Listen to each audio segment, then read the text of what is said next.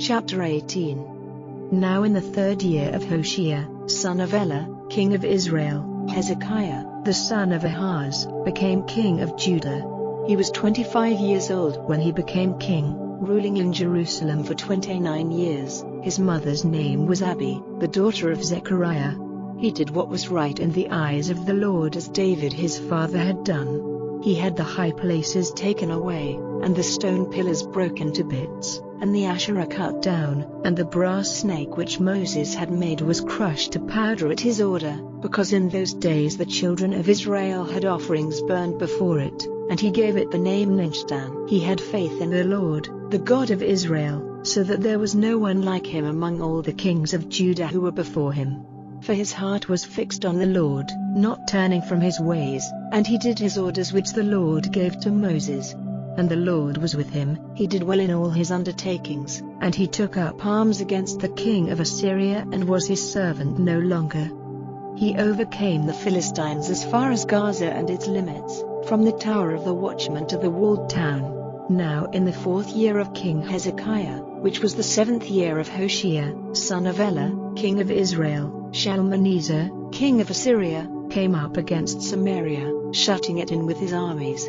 And at the end of 3 years they took it.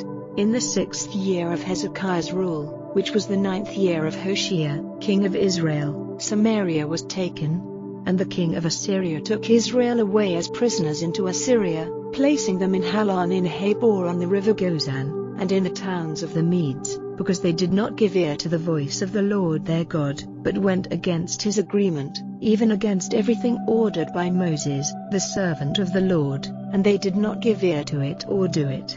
Now in the 14th year of King Hezekiah, Sennacherib, king of Assyria, came up against all the walled towns of Judah and took them. And Hezekiah, king of Judah, sent to Lachish, to the king of Assyria, saying, I have done wrong, give up attacking me, and whatever you put on me I will undergo. And the payment he was to make was fixed by the king of Assyria at 300 talents of silver and 30 talents of gold. So Hezekiah gave him all the silver in the house of the Lord, and in the king's storehouse. And at that time Hezekiah had the gold from the doors of the Lord's house, and from the door pillars plated by him, cut off, and gave it to the king of Assyria. Then the king of Assyria sent the Tartan and the Rabsaris and the Rabshakeh from Lachish to Jerusalem, to King Hezekiah, with a strong force.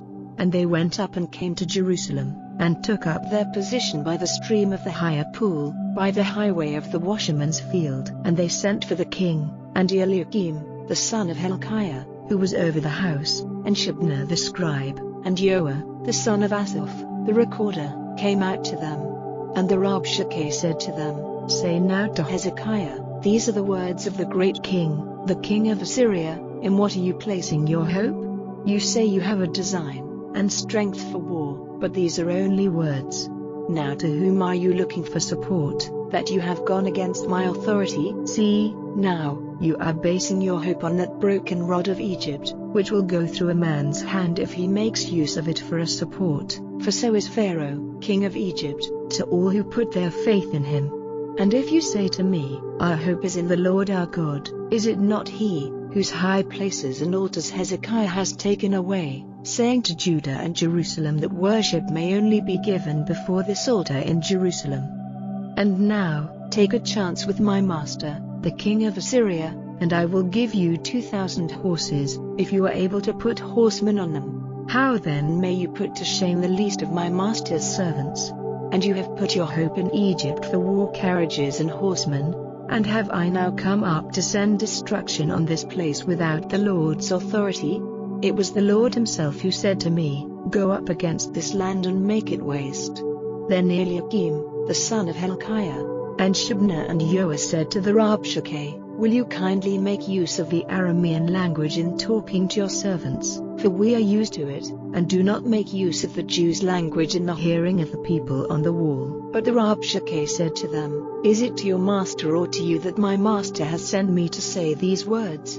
Has he not sent me to the men seated on the wall? For they are the people who will be short of food with you when the town is shut in. Then the Rabshakeh got up and said with a loud voice in the Jews' language, Give ear to the words of the great king, the king of Assyria. This is what the king says: do not be tricked by Hezekiah, for there is no salvation for you in him. And do not let Hezekiah make you put your faith in the Lord, saying, the Lord will certainly keep us safe, and this town will not be given into the hands of the king of Assyria. Do not give ear to Hezekiah, for this is what the king of Assyria says: make peace with me and come out to me, and everyone will be free to take the fruit of his vine and of his fig tree, and the water of his spring, till I come and take you away to a land like yours, a land of grain and wine, a land of bread and vine gardens, a land of oil-giving olives and of honey, so that life and not death may be your fate. Give no attention to Hezekiah when he says to you, the Lord will keep us safe. Has any one of the gods of the nations kept his land from falling into the hands of the king of Assyria? Where are the gods of Hamath and of Arpad? Where are the gods of Sepharvaim, of Hena and Ivah? Have they kept Samaria out of my hands?